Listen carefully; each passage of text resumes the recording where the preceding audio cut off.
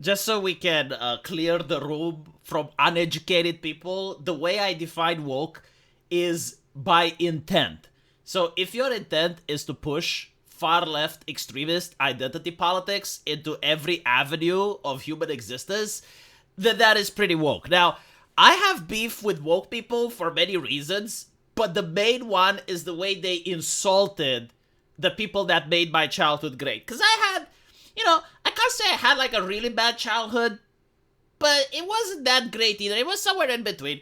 And what made it amazing was the entertainment that I grew up with.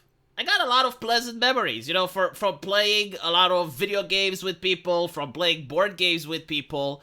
And as such, I do have a certain level of affection towards the people that created my entertainment, that actually brought something that is filled with joy and good memories. And then you have like these woke tards that came in, and they're not just like parasiting off of the products. They're not just happy making money with the IP that they stolen. They're literally on stolen land. They're on stolen IP. Like, they didn't create them. But they also have to go around and slander and insult the original creators. Now, with Dungeons and Dragons, I already knew that they don't like the original creators. And this is due to the fact that there was an interview with the current people in charge. And they were basically saying that, yeah, like the way Dungeons and Dragons was created, it would have never been greenlit today. So, in other words, like, these people are mentally deficient. Like, you have a product that not only sold, but it managed to become a cultural hallmark. Like, people from all around the world know about Dungeons and Dragons. It's not just an IP for entertainment. It's part of rich history. It's modern folklore. It's something that brings people together. And you're saying that if you had it now, like, if it was never made and you had it now, you would never greenlit it. Like, why are you there? Why are you even in charge of this production if you don't like it? And this is like the hallmark of the woke. Like, every single time they get hold of a new IP and they make a remake or they make a remaster, like, the first thing is like, what do we censor? Like what are the disgusting things that we throw away? And that's bad enough of itself, because again, like, they're suggesting that the original people didn't do a good job. Like the game was perfect, but only if we remove certain things we can make it better. But they even go out of their way to insult the creators. And here you have like an article, and Groups goes through it, so I don't have to. But it's basically talking about how the creators of Dungeons & Dragons are not just erased, but they're also slandered. And you know that the woke do this constantly. They did it with Minecraft, the creator of Minecraft. Like, they got the game from him, and then they started slandering him and trying to erase him from the credits. They did the same, I think, with Five Nights at Freddy's. And with other content creators, that, like, you have a person that just makes something, and it's good. People love it. And you have, like, a rich corporation just buying it. Buying the IP. And then, like, people working at those corporations who don't even deserve to work there, who don't actually produce anything, they start attacking the old creator. And it's so disgusting. It's so vile. And I don't want to support it with my money. This is why when I see that something is woke, even if it's good, it's very unlikely for me to support it, because this type of behavior, this type of attitude needs to be punished. I view myself as the punisher when I don't open my wallet and I deprive people from my own personal finances. So Grooves actually spoke with one of the original creators of Dungeons & Dragons about the problem. And you can see here, one of the main issues, cited Rob, the last surviving members of the original crew, were the Dungeons & Dragons historians who wrote books and articles about the hobby, and they keep slamming the creators as being problematic. Like, that this was a word that they would use, which pretty much went, it's like, it goes against leftist orthodoxy. And they knew that normal people didn't give a fuck about, like, going against the leftist orthodoxy. So they created the word problematic in a way as a dog whistle. Like, we need to attack this content creator, but we can't really tell you why, because it's stupid. So that's what the word problematic actually meant. In other words, as you can see here, like, one of the things they consider problematic is evil dragons to be female. Like, normally no one gives a fuck about that. I mean, it's fiction, right? Who gives a fuck about fiction? Well, apparently moral busybodies do, which honestly are the scourge of the internet. Moral busybodies. I dislike them.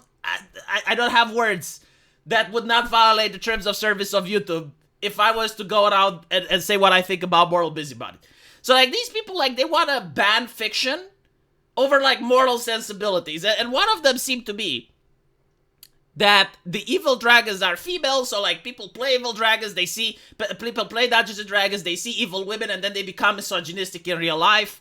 Or like, why else would you enjoy a game that has like women as evil unless you hate women? Like this is the morality that they have, and you know it's something cyclical. Like every single generation has people attacking fiction over trivial shit, and they would call it problematic, right?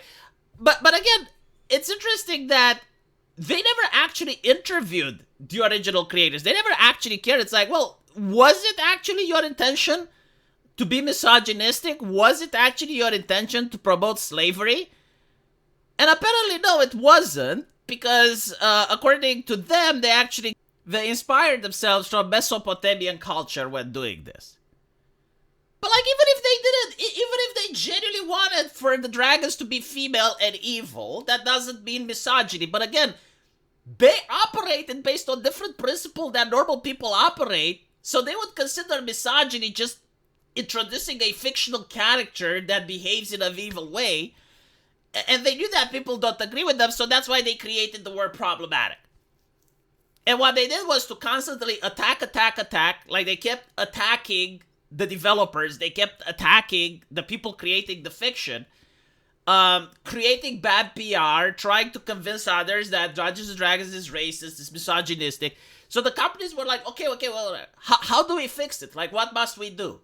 And the answer is like, put us in charge, put our friends in charge, put us in your HR departments, put us in charge of the literature, hire our consultants. Give the journalists early review copies, you know, like bend the knee to us and our culture. And this is how you get D&D today. And you want me to buy that shit? After what they did, you want me to buy that shit? I don't care if the game is good. You don't get to treat the original creators this way and then earn my respect. You gotta beg for my fucking respect because you want my money. If you want my money, you're not entitled to it, right? It's not my job to buy your shit. It's your job to sell me your shit. And so far, you have done an awful PR job at trying to sell me stuff. You went to the heroes that created my childhood and made it great and brought me joy and happiness, and you humiliated them.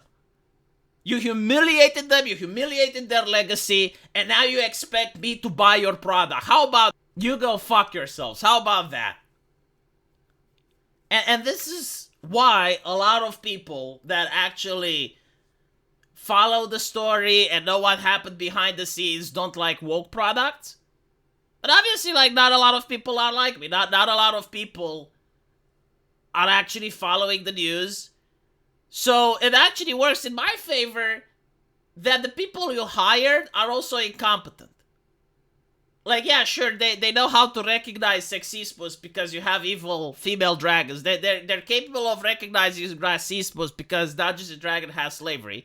But what they're not capable is producing good stories. And you keep making shit, sanitized shit, and no one wants to buy it, and that makes me happy.